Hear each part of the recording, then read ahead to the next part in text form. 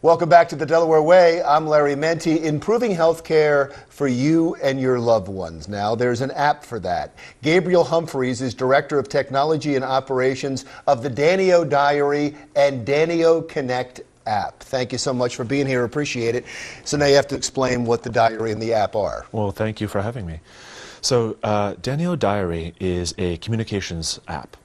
And what it does is it allows people who are receiving care or people who are providing care to others to send status updates in a protected manner about that person to that person's care network, to the wider circle of family, close friends, and external care providers like doctors, physical therapists, etc. So what we did is we came up with a system whereby the person who's receiving care is simply represented by a random 8-digit string of characters, letters and numbers. And this is what you tell people when they want to be one of your recipients, when they want to receive your status updates. So they just install the app, plug in the 8 digits, and then every time a status update is published about you, either you're publishing it about yourself, your spouse is taking care of you because you're paraplegic, come back from the war, it could be a drug addiction and rehabilitation counseling center that is sending status updates in a protected fashion. All they need to do is tell your care network these 8 digits, and then they can begin receiving your status updates. And why did you come up with this app, or you and your compadres? Why did you come up with this app? What was the need? Where did you see the need? So one of our co-founders, our managing partner, Tony Wright, his mother was in a nursing home, and he was frustrated at the level of communication he was receiving from them. In fact, there was a catalytic event, the straw that broke the camel's back, in which he was visiting his mother, and she was napping. So he was just sitting by her bedside, and the nurse walks in, and he is about to ask her, has she had her medications, has she had her food? And before he's even able to ask her, she asks him the same thing. So that frustrated him to no end, and he reached out to our fellow co-founders, and they began searching for a solution, really. And they hit upon using these anonymized 8-digit codes to protect the person's HIPAA rights, their anonymity, yet still also make it very simple, very easy for the people that care to receive the status updates. Yeah, no, a lot of us have problems like you're talking about. Many people do in not getting the right information, not being able to have the conversations you want with healthcare providers.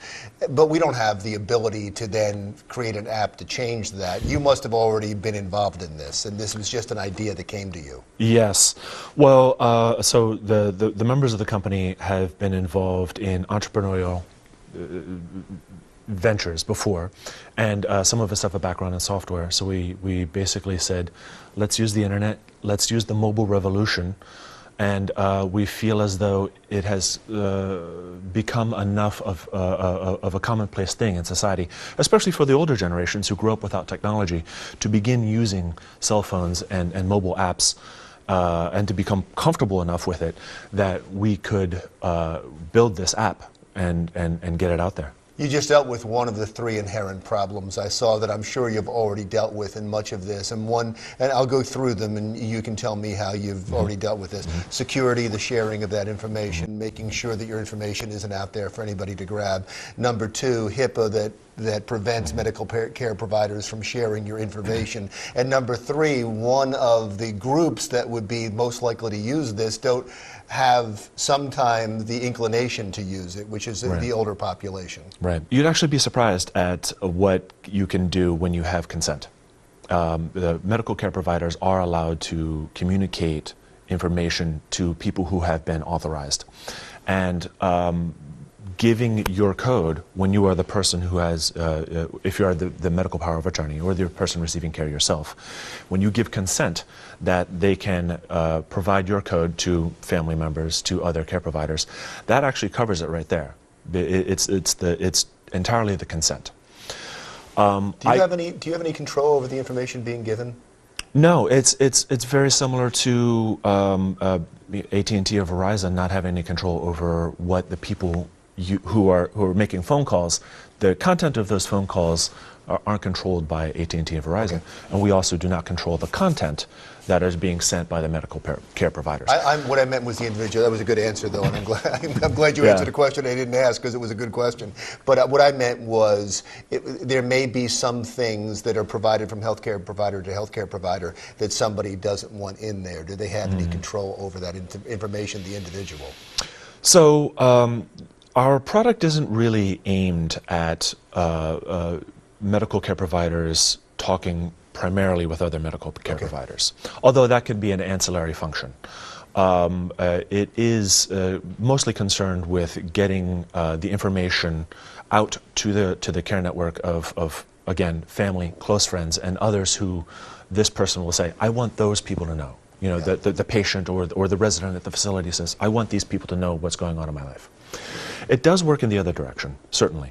And the last one, and we're running out of time, but the last one is just teaching a generation that's not used to using technology how to use this app. But I would imagine that's happening organically anyway. It's happening organically, absolutely. The smartphone revolution, in which we now carry the internet in our pockets, has diffused through society, and you have the older generations who are unaccustomed to this technology now using it and seeing the power, you know, just the instantaneous communication, the ability to call up anything. You know, having the internet in your pocket is such an amazing thing to me, and I feel as though I was born into it.